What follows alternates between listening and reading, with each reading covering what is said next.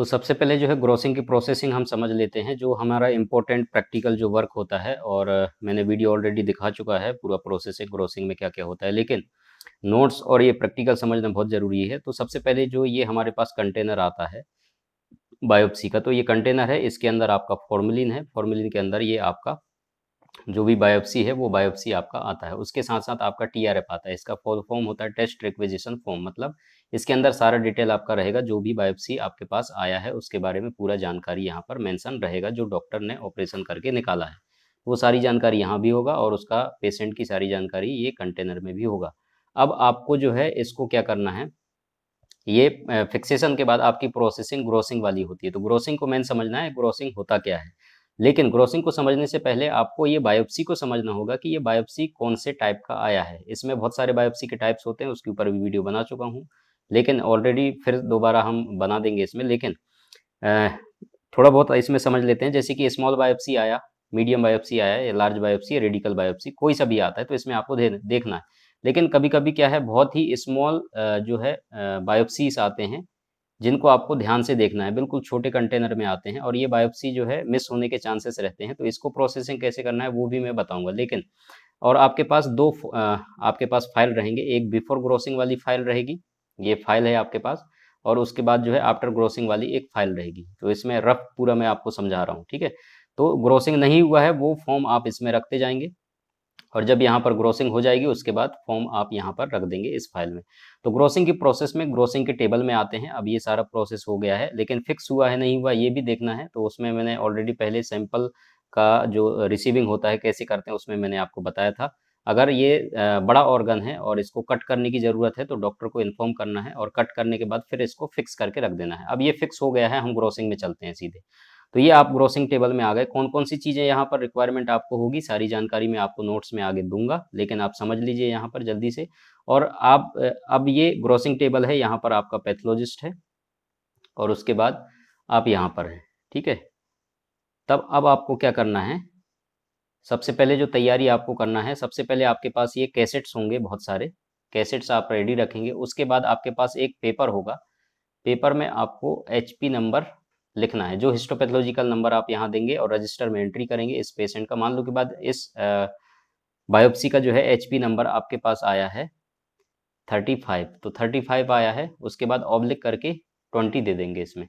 लेकिन कंडीशन, अब HP number अगर मान लो के बाद 36 जो एचपी नंबर है, ये बड़ी बायोप्सी है आपके पास, लार्ज बायोप्सी है, तब ये आपके पास पूरा जो ये ऑर्गन निकल करके आया है। अब इसको क्या करेगा पैथोलॉजिस्ट, इसके अलग अलग रीजन से सेक्शन कट करेंगे, ठीक है। तो इसके कम से कम इस तरीके से बहुत सारे सेक्शन कट हो जाएगा, जो पैथोलॉजिस्ट को लगेगा कि यहाँ यहाँ से सेक्शन लेकर के और इनकी स्टडी करना है या डायग्नोसिस करना है, तो बहुत सारे सेक्शन हो जाएंगे। अब इस कंडीशन में आप क्या करेंगे, जैसे इसका एचपी नंबर आपका 36 है, ठीक है, आपने एचपी नंबर 36 दिया है। अब इसकी बहुत सारे सेक्शन कट गए हैं, एक तो कटेगा नहीं, ठीक है। अब इसकी प्रोसेसिंग आप कैसे करेंगे और नंबरिंग कैसे करेंगे, 36/A/20, उसके बाद 36/B/20, उसके बाद इसी तरीके से ABCDEFGH, इस तरीके से करते करते आप चलते जाइए, और जितने सेक्शन इसमें कट होते हैं वो सारे सेक्शन आपको एंट्री करते जाना है। यहाँ डॉक्टर आपको पैथोलॉजिस्ट बता देगा कि कितने सेक्शन इसमें से कटे हुए हैं, और उसके हिसाब से आप यहाँ पर एचपी नंबर लिख लेंगे। एचपी नंबर लिखने के बाद ये पेपर आप कट करेंगे, और जितने कैसेट में आप जो रखते जाएंगे, जैसे कि यहाँ पर ये ए वाला सेक्शन है 36 का, तो 36 का ए वाला आपने ये कट किया नंबर, और आप यहाँ पर इसको कैसेट में रख देंगे ये स्लिप, ताकि ये नंबर यहाँ पर ये टिश्यू प्रोसेसिंग के बाद भी आपको जब एम्बेडिंग करेंगे, ब्लॉक बनाएंगे, तब ये नंबर आपको निकल करके मिलेगा, ठीक है। तो और उसके बाद ये आप सेक्शन यहाँ जो कट हुआ है वो उठाएंगे और इस कैसेट में रख देंगे। तो ये आपका 36 का ए वाला यहाँ चला गया, उसके बाद बी वाला यहाँ चला जाएगा और ये नंबर भी चला जाएगा, उसके बाद सी वाला यहाँ आएगा और सी वाला ये नंबर भी आप यहाँ रख देंगे।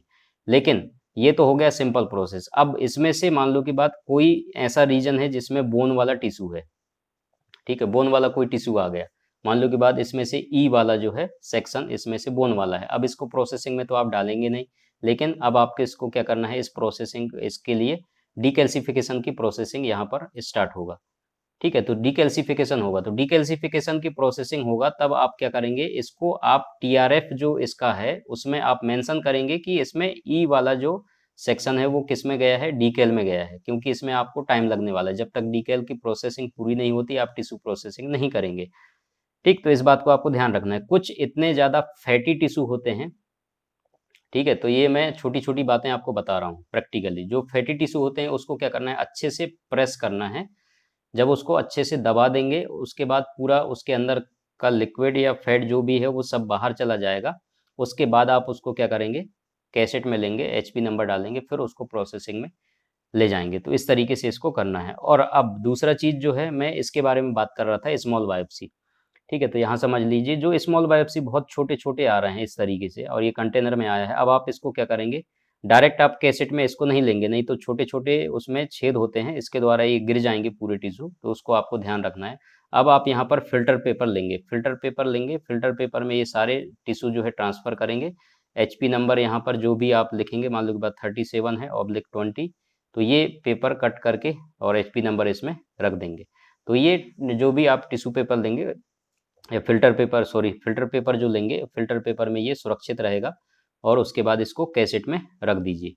तब जा कर के ये आपके जो भी टिश्यूज़ हैं वो बायोप्सी का जो सैंपल आया है वो सारे के सारे सुरक्षित रहेंगे और जब आप इसको प्रोसेसिंग में डालेंगे तो ये मिस नहीं होगा यहाँ से या कहीं पर भी गायब नहीं होंगे। तो इस बात को आपको ध्यान रखना है, जितने छोटे बायोप्सी आते हैं ये कहीं भी मिस नहीं होना चाहिए आपसे। तो इनको जो है आप फ़िल्टर पेपर में रख कर के फिर आपको प्रोसेसिंग में इनको डालना है।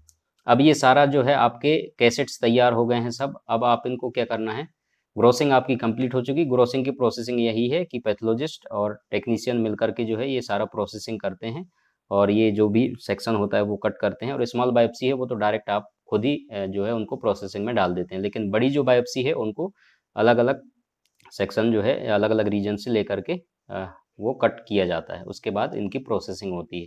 आपका काम क्या है वो मैंने आपको बता दिया। एचपी नंबर आपको लिखना है और उसके बाद कैसेट तैयार करना है और उसके बाद टिश्यू उठा करके यहाँ रखना है और लेबलिंग जो आपने किया है वो नंबर यहाँ पर रखना है। उसके बाद इनको आप बड़ा जो जार होता है टिश्यू प्रोसेसिंग वाली उसमें सारे कैसेट आप जमा करके रख देंगे। इस तरीके से सारे कैसेट्स आपने जमा कर रख देंगे। रखने के बाद ये आपका टिश्यू प्रोसेसिंग के लिए स्टार्ट हो गया। अब जो टिश्यू प्रोसेसिंग की मशीन है उसमें आप ये जार उठा करके वहाँ पर रख देंगे। तो आगे जो है टिश्यू प्रोसेसिंग की काम जो है स्टार्ट हो जाएगा। तो ये सारा प्रोसेस आपकी ग्रोसिंग में है और जब ये ग्रोसिंग की प्रोसेसिंग कंप्लीट हो गया तब आप ये जो टीआरएफ में डॉक्टर पूरा जानकारी लिखता है कि कौन से ये जैसे 36 का A B C D E कौन-कौन सा उनका नाम है, नाम पूरा लिख करके कौन-कौन से रीजन से उन्होंने निकाला है वो सारा डिटेल आपका टीआरएफ में मिल जाएगा। ठीक है, डीकैल वाला भी है वो टीआरएफ में आपका मिल जाएगा मेंशन किया हुआ। अब ये ग्रोसिंग होने के बाद टीआरएफ वाला फॉर्म आप आफ्टर ग्रोसिंग वाले फाइल में रख देंगे। ठीक है, उसके बाद वहाँ सारा जानकारी आपको ये सेक्शन के बारे में मिल जाएगा। तो वो जब आप रिपोर्टिंग देंगे इनके स्लाइड काट करके तो वही टीआरएफ पैथोलॉजिस्ट के पास जाएगा और उसकी स्लाइड भी जाएगी विथ नंबर। ठीक है, तो वहाँ जा कर के वो टीआरएफ दोबारा आप ले जा कर के अपने पैथोलॉजिस्ट को देंगे। तो ये सारा प्रोसेस जो है आपका ग्रोसिंग का होता है। तो इसमें नोट्स हम देख लेते हैं। अब हम ग्रोसिंग की नोट्स की तरफ चलते हैं। तो ग्रोसिंग जैसे कि मैंने आपको समझा दिया है, लेकिन नोट्स में जो चीज़ें छूट गए होंगे वो नोट्स में क्लियर हो जाएगा। तो इसको पूरा ज़रूर देखें कंप्लीट ताकि आपके समझ में आ जाए। तो ग्रोसिंग का जो प्रोसेस मैंने आपको समझा दिया था उसमें वही चीज़ें हैं जो इसमें लिखा हुआ है। तो पैथोलॉजिस्ट जो होता है वो जो भी ऑपरेशन थिएटर से सैंपल आता है उसको चेक करके देखता है और टेक्नीशियन भी उसको बताता है कि कौन कौन सी चीज़ें हैं उसमें और कौन सा सैंपल आया है किस तरीके से। अगर बड़ा सैंपल आता है तो उसको फिक्सेशन होने के लिए चेक किया जाता है कि वो होगा या नहीं होगा। तो एक दिन लगता है। अगर कोई बड़ा सैंपल आया है, रेडिकल सैंपल आया तो उसको कट करके और फिक्सेटिव में रखना पड़ता है ताकि वो प्रॉपर तरीके से फिक्स हो जाए। तो एक दिन का टाइम उसमें लगता है। अगर छोटा बायोप्सी है, कोई स्मॉल बायोप्सी है, तो उसको उसी दिन जो है प्रोसेसिंग में डाल दिया जाता है। ग्रोसिंग अगर ज़रूरत है तो ग्रोसिंग करके और उसको सैंपल को टिश्यू प्रोसेसिंग के लिए रन कर दिया जाता है। लेकिन अगर बड़ा सैंपल है तो उसको कट करके एक दिन के लिए आपको फिक्स करने के लिए रखना पड़ेगा। ठीक है, तो इस बात का आपको इसमें ध्यान देना है जो सैंपल उसमें आता है उसको। तो ये नोट्स है, आप इसको ज़रूर आप पढ़ें पूरा और उसके बाद आपको समझ में आ जाएगा। बाकी चीज़ें मैंने आपको समझा ही दिया था। टेक्नीशियन का मेन काम होता है पैथोलॉजिस्ट का हेल्प करना। जो भी टिश्यू बिट्स काट करके वो दे रहे हैं उसमें आपको कैसेट्स में लेना है और प्रॉपर तरीके से नंबर डाल करके उनमें कैसेट्स में रखना है और टिश्यू को लेना है और उसके बाद फिक्सेटिव रिएजेंट जो आपके पास रहता है उसके अंदर रख देना है। ठीक है, तो इतना काम आपको तुरंत उसी समय करते रहना है। और जो भी TRF वगैरह होता है और वो सारा चीज़ आपको चेक करके देखना है ग्रोसिंग टेबल में कि प्रॉपर तरीके से जो भी मटेरियल्स चाहिए हैं वो है या नहीं है, तो वो सारी चीज़ें आपको चेक करके देख लेना है। उसके बाद ही प्रोसेसिंग को स्टार्ट करना है ग्रोसिंग का।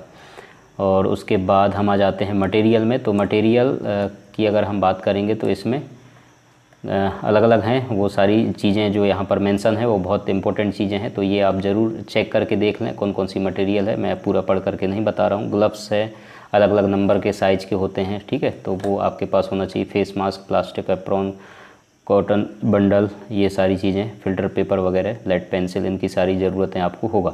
इंस्ट्रूमेंट में ये सारी चीज़ें आएंगे, नाइफ्स वगैरह, स्काल्पल, फोर्सेप वगैरह, ये सब चीज़ें आएंगे। बेंडसो मशीन भी होती है जिससे बोन कट किया जाता है। तो ये सारी चीज़ें आपके पास होना चाहिए ग्रोसिंग के टाइम में।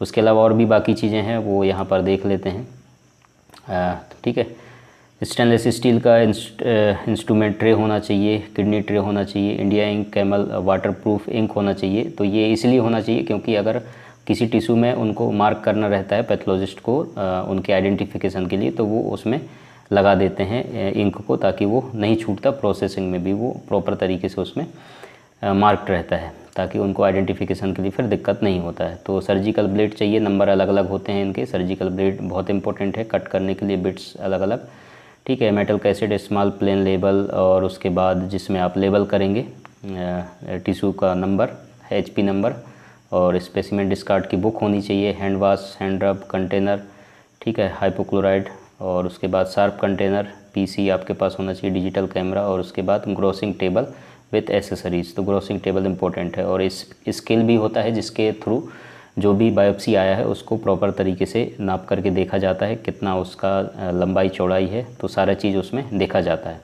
तो वो भी स्टेनलेस स्टील का होता है, तो वो ज़रूरी है स्केल।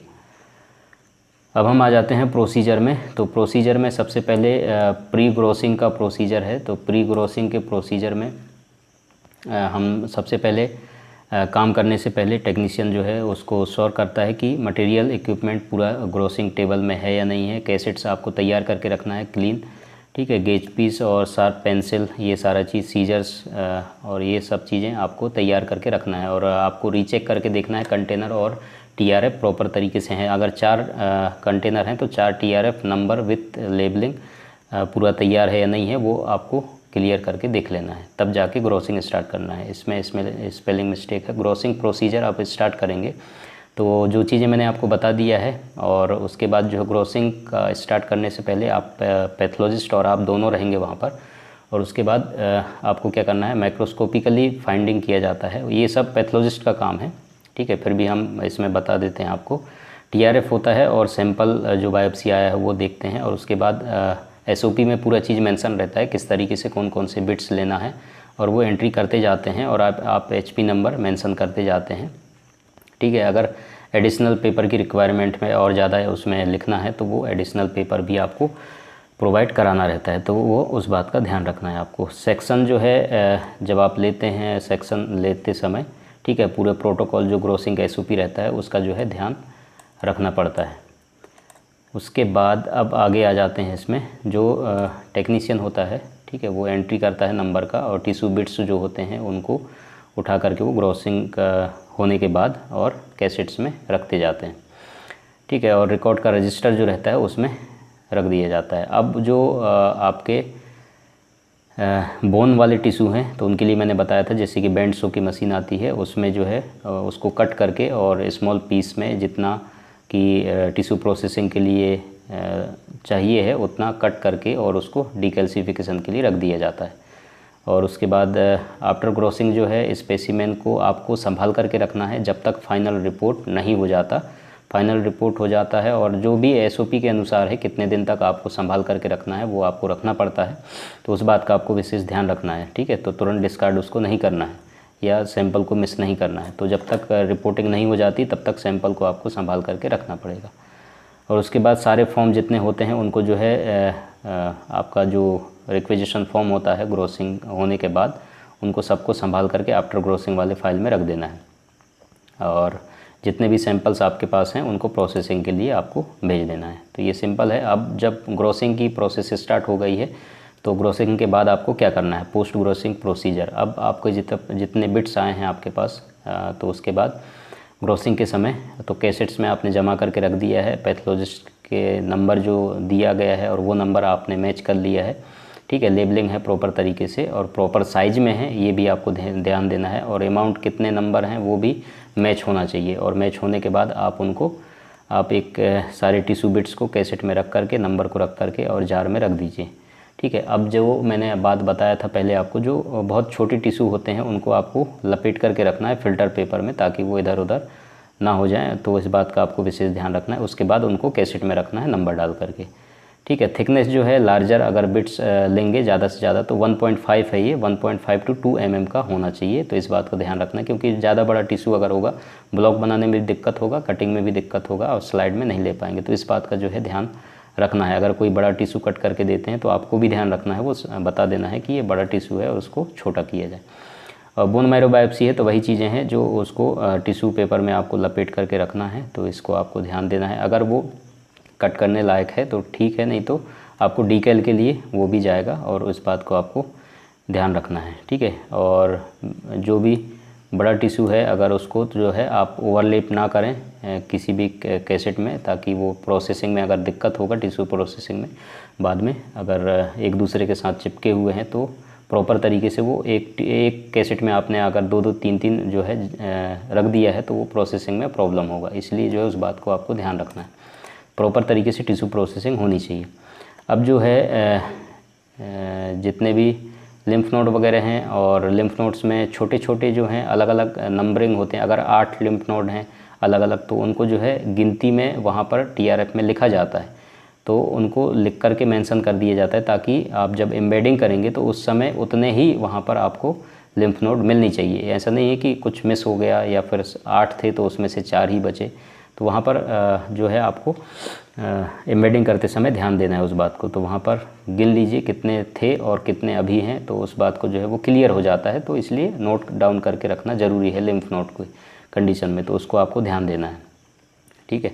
और जो कोई बोनी टिश्यू है उसके बारे में मैंने आपको बता दिया, कैसेट्स में रख करके जो है आपको अलग से उनको आप डीकैल्सिफिकेशन के लिए रखना है। उसके बाद जब डीकैल हो जाएगा उसके बाद उसका टिश्यू प्रोसेसिंग करना है। उसके बाद बोनी टिश्यू के बारे में मैंने आपको बता दिया। साइज़ के जो है वही चीज़ है 1.5 से 2 mm तक, तो उस बात को ध्यान रखना है, उससे बड़ा नहीं होना चाहिए। तो उसके बाद कट करके जो बैंड शो की मशीन आती है उसमें कट करके उनको रख दिया जाता है। उसके बाद उसकी टिश्यू प्रोसेसिंग की जाती है। तो यही चीज़ें थे नोट्स में और उसके बाद टिश्यू प्रोसेसिंग स्टार्ट हो जाता है। Thank you so much video देखने के लिए। ज़्यादा से ज़्यादा शेयर करें और वीडियो को लाइक करें। कोई सवाल है तो कमेंट्स ज़रूर करें।